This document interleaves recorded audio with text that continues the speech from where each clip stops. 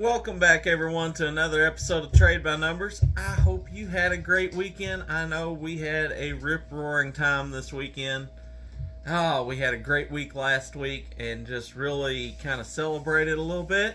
But we're back into Monday. We got the market open, and let's get on here and talk about it. Now, if you're new to the channel, my name is Josiah, and I trade stocks and cryptocurrencies for a living. And if you hate making money, you know this is not the channel for you. It's what we're all about here. If you like making money, if you like learning about stocks, crypto, and investing, be sure that you hit that subscribe button, hit the notification bell, and do me a favor, hit that like button. Help get these videos out to more people. Trust me, there is more than enough to go around. Being stingy profits no one anything. Share these videos. Let's make everyone wealthy. Alright, let's get into it. Now, we've actually got the SPY down in pre-market this morning. We're down about 0.75% already. With that being said, what's the day going to bring? Well, I don't have a crystal ball. I will say that we have broken some major support levels. The market's been coming down. The market fell huge on Thursday, huge on Friday.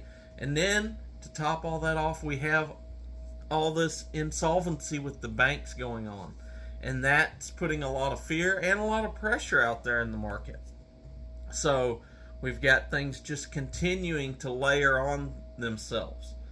Now, actually, with us having such a bad close to the week, I wouldn't be surprised to see the market bounce a little bit. However, I would expect us to come on down and bounce off on the SPY about that 380. We've got a little bit of support there.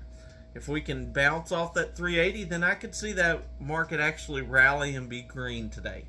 Would not surprise me. However, if we break through that 380 as well, then we've got some more downward pressure. You know, I've been ultimately calling for the market to come all the way down to 360, and that is very possible. If we break through that 380, it's very possible we could see it continue to go down. So it'll be interesting to see what the day brings.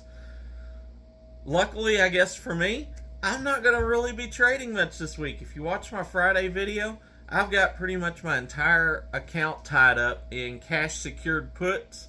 I made a guaranteed 13.5% gain on my money. We'll see how that plays out through the week. I got a few $1,000s left because, of course, when you're doing that, you're selling entire contracts.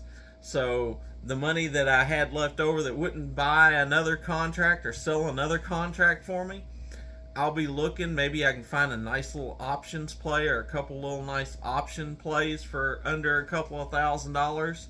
If I do that, I'll bring that to the family. We'll trade that. But otherwise, we're just going to be sitting and waiting and seeing how these cash secured puts play out by Friday. But I'm going to be keeping an eye on this market because I want to see what's going on. I want to see how the market continues to digest, especially these bank failures. And, you know, again, not financial advice, but for me, this is why I always say I don't keep money in banks. I keep just enough money in the bank to pay the bills every month. I just don't hold money in banks. I've never felt comfortable with banks. I know that's the one thing most people who don't invest, all they talk about is, I want my money secure, I want it in a bank. Your money's not secure in a bank. Your money's not been secure. Once you understand how the banking industry works, your money is not secure in the bank. They're out there to take care of themselves. They're not out there to take care of you. And especially if you ever get to the point where you have real wealth, being able to draw out large amounts of money out of a bank is difficult. And they only insure you up to $250,000. So if you got more than that in there and they collapse, guess what? You've lost you got $10 million in there. They've got $250,000 of it secured. You just lost $9,750,000. That's crazy. That's why I don't keep money in banks in large amounts. And I just never felt safe with them. And this is the very reason why most of the time people are just calling me crazy. But this time I get to point out and say, well, at least I wasn't one of these guys. So as you start going along your financial journey, you have to start picking up more things. It's not just about picking a stock and then that's the end of it. You have to learn how to protect your money, how to keep your money, and where to keep your money so that it stays safe. And so that's kind of what I got for you today. Make sure to join me this afternoon. I don't want to get carried out here on a rant.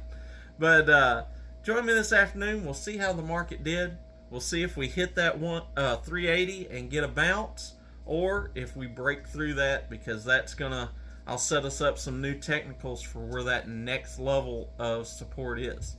Until then, be blessed. I hope all your trades work out well.